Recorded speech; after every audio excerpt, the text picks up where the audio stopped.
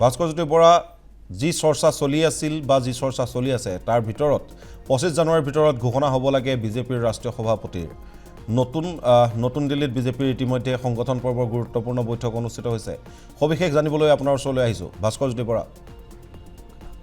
কালি যে বিজেপিৰ যি সংগঠন পৰ্বৰ শীৰ্ষ নেতৃত্বৰ বৈঠক অনুষ্ঠিত হৈছিল তাত সিদ্ধান্ত গ্ৰহণ কৰা হৈছে যে 25 জানুৱাৰীৰ আগত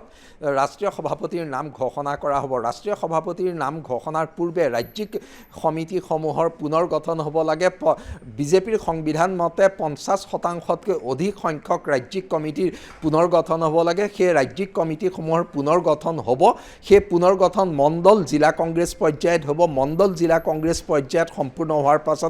ৰাষ্ট্ৰীয় সভাপতি নিৰ্বাচিত হ'ব ৰাষ্ট্ৰীয় সভাপতি নতুন ৰাষ্ট্ৰীয় সভাপতি হোৱাৰ পাছতে ৰাজ্যসমূহৰ ৰাজ্যিক সভাপতিসকল সলনি কৰা হ'ব যিসকলৰ কাৰ্যকাল ইতিমধ্যে 3 বছৰ অন্ত হৈছে বিজেপি তেনেকুৱা সভাপতি প্ৰায় 60% আছে ৰাজ্যিক সভাপতি প্ৰথম ৰাষ্ট্ৰীয় সভাপতিৰ নাম ঘোষণা কৰা হ'ব ৰাষ্ট্ৰীয় সভাপতি কোন হ'ব তাক লৈ ব্যাপক কল্পনা চলিছে বিজেপি ৰাষ্ট্ৰীয় সভাপতিৰ দৌৰত কেইবাজনৰ নাম চৰ্চাত আছে বিশেষকৈ অতি শেহতীয়াভাৱে বিনোদ তাৱে বিজেপিৰ বৰ্তমান ৰাষ্ট্ৰীয় সাধাৰণ সম্পাদক বিনোদ তাৱে শিক্ষামন্ত্ৰী ধৰ্মেন্দ্ৰ প্ৰধান পৰিৱেশ আৰু বন মন্ত্ৰী ভূপেন্দ্ৰ যাদৱৰ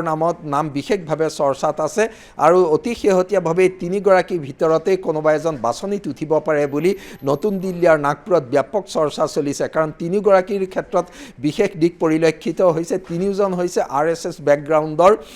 বিনোদ তাৱে তেওঁ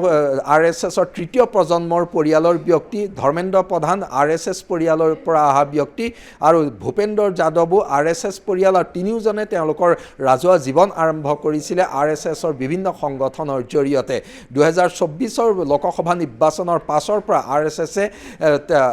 সভাপতি নিৰ্বাচনৰ ক্ষেত্ৰত এক শিথিল মনোভাৱ প্ৰদৰ্শন কৰিব বিচৰা নাই সেইকাৰণে RSSৰ অতি ঘনিষ্ঠ আৰু বাছনিত উঠা ব্যক্তিৰ নাম চৰ্চাত আছে মহাৰাষ্ট্ৰ বিধানসভা নিৰ্বাচনৰ ফলাফলৰ পূৰ্বে কিন্তু বৰ্তমান মহাৰাষ্ট্ৰৰ মুখ্যমন্ত্ৰী দেৱেন্দ্ৰ ফাডনৱিছৰ নামো চৰ্চাত আছিল এতিয়া দেৱেন্দ্ৰ ফাডনৱিছৰ নাম চৰ্চা পাতৰি গৈছে ক'বলৈ গ'লে এই মুহূৰ্তত বিনোদ তাৱে দৌৰত আগত আছে বুলি বিজেপি আৰু RSSৰ সূত্ৰই প্ৰকাশ কৰিছে বিনোদ তাৱে তেওঁ অখিল ভাৰতীয় বিদ্যাৰ্থী পৰিষদৰ কাম কাজৰ পৰা বিশেষ বিচক্ষণতাৰ পৰিচয় দি আহিছে বিজেপিৰ তৃণমূল পৰ্যায়ৰ পৰা ৰাষ্ট্ৰীয় সাংগঠনিক কাম কাজলৈকে যথেষ্ট দক্ষতা আৰু সাংগঠনিক বিচক্ষণতাৰ পৰিচয় দিয়া বিনোদ তাৱে নাগপুৰৰ ঘনিষ্ঠ আৰু বিনোদ তাৱে বিশেষভাৱে পছন্দ RSSৰ মুৰব্বী ডাক্তৰ মোহন ভাগৱতৰ আৰু দত্তাত্ৰেয় হোছাবেলৰ অতি ঘনিষ্ঠ বিনোদ তাৱে কাৰণ সম্প্ৰতি RSSৰ কাম কাজ আৰু চৰকাৰৰ কাম কাজৰ ক্ষেত্ৰত দত্তাত্ৰেয় হোছাবেলৰ ভূমিকা যথেষ্ট গুৰুত্বপূৰ্ণ কাৰণ প্ৰধানমন্ত্ৰী হিচাপে নৰেন্দ্ৰ মোদীক বাছনি কৰাৰ পৰা এই 11 বছৰ সময়ছোৱাত তেওঁ অতি গুৰুত্বপূৰ্ণ ভূমিকা পালন কৰি আহিছে দল আৰু চৰকাৰৰ পৰ্যবেক্ষণৰ ক্ষেত্ৰত আৰু শেহতীয়া খবৰ অনুসৰি বিনোদ তাৱে সমৰ্থন লাভ কৰিছে দত্তাত্ৰেয় হোছাবেলৰ তাৰ লগতে ধৰ্মেন্দ্ৰ প্ৰধানৰ নাম ব্যাপকভাৱে চৰ্চা হৈছে ধৰ্মেন্দ্ৰ প্ৰধান যোৱা 2টা কাৰ্যকালৰ মন্ত্ৰী হিচাপে তেওঁ জনপ্ৰিয়তা অৰ্জন কৰিছে সাংগঠনিক দক্ষতা আছে তৃণমূল পৰ্যায়ৰ পৰা উৰিষ্যাত বিজেপিৰ কাম কাজ কৰি ৰাষ্ট্ৰীয় পৰ্যায়ত সাংগঠনিক দক্ষতাৰ পৰিচয় দিছে অতি শেহতীয়াভাৱে হাৰিয়ানাত প্ৰতিকূল পৰিস্থিতিৰ পাছতো তেওঁ হাৰিয়ানাত বিজেপিক জয়ী কৰাবলৈ সক্ষম হ'ল হাৰিয়ানাত যিদৰে প্ৰতিষ্ঠান বিৰোধী ঢৌৰ মাজত বিজেপি ককবকাই আছিলে তাৰ পাছতো ধৰ্মেন্দ্ৰ প্ৰধানৰ বিচক্ষণতাৰ বাবে হাৰিয়ানাত বিজেপিৰ চমকপ্ৰদ বিজয় হ'ল বুলি বিজেপি RSS নিশ্চিত হৈছে আৰু ধৰ্মেন্দ্ৰ প্ৰধানো এতিয়ালৈকে বাছনিত আছে ভূপেন্দ্ৰ যাদৱো একেদৰেই বাছনিত আছে কেন্দ্ৰীয় বন আৰু পৰিৱেশ মন্ত্ৰী ভূপেন্দ্ৰ যাদৱ তেওঁ সুদীৰ্ঘকাল RSSৰ লগত জড়িত আৰু দলৰ তৃণমূল পৰ্যায়ৰ পৰা সাংগঠনিক কাম কাজ কৰি আহিছে আৰু ভূপেন্দ্ৰ যাদৱ যিহেতু তেওঁ সাংগঠনিক বিচক্ষণতাৰ লগতে আন কেতবোৰ দিশ বিশেষকৈ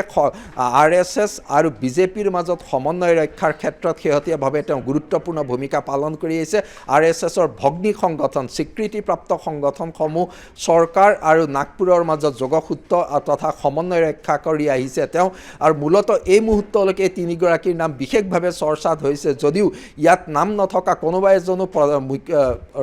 দলটোৰ মুৰব্বীৰ পদত অধিষ্ঠিত হ'ব পাৰে তাক নুই কৰিব নোৱাৰি। বিশেষকৈ এইবাৰ বিজেপি ৰাষ্ট্ৰীয় সভাপতিৰ ক্ষেত্ৰত বিজেপিৰ শীৰ্ষ নেতৃত্ব RSSে এটা কথাত বিশেষভাৱে গুৰুত্ব দিছে,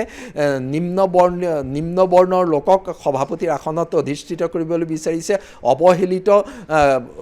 জনগোষ্ঠীৰ লোকক প্ৰাধান্য দিয়াৰ প্ৰসংগটো আহি পৰিছে। তাৰ সমান্তৰালভাৱে সাংগঠনিক দক্ষতাক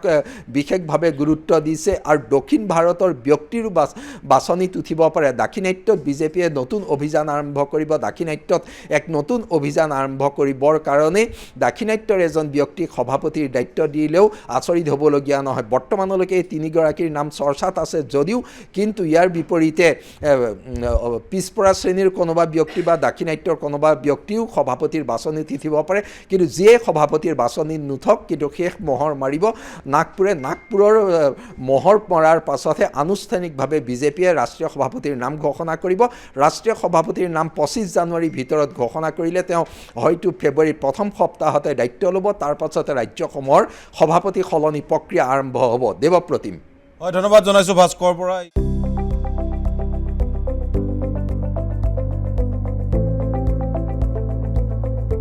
NB নিউজ,